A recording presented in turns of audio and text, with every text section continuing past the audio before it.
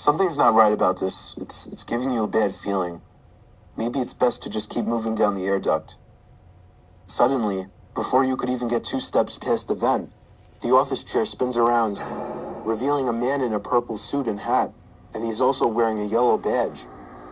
His face, though, it's something that could have only been imagined in a nightmare. His facial features and limbs appear deformed, covered in blood. Various bloody wounds suggest the man had been impaled by something.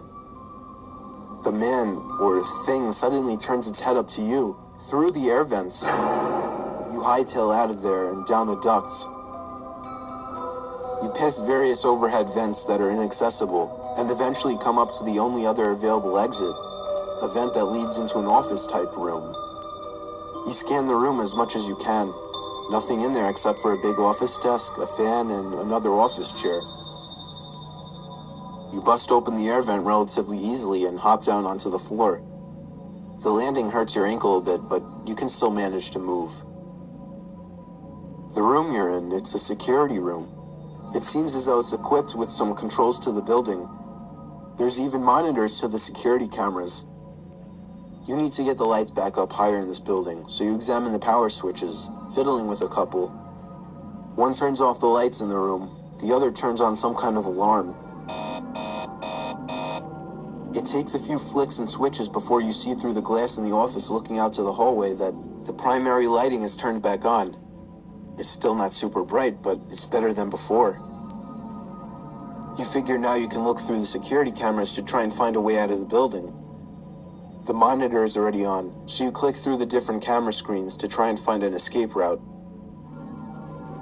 The reassuring sight of an exit sign appears on one of the camera screens, and according to the little map on the screen, it's very close to this office.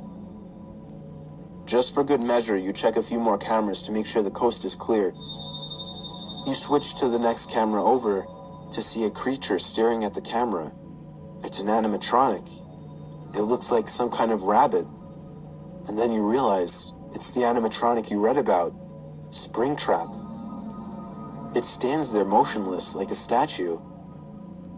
Considering everything that has happened in this building and the history of the animatronics of this place, you don't want to get close to that thing.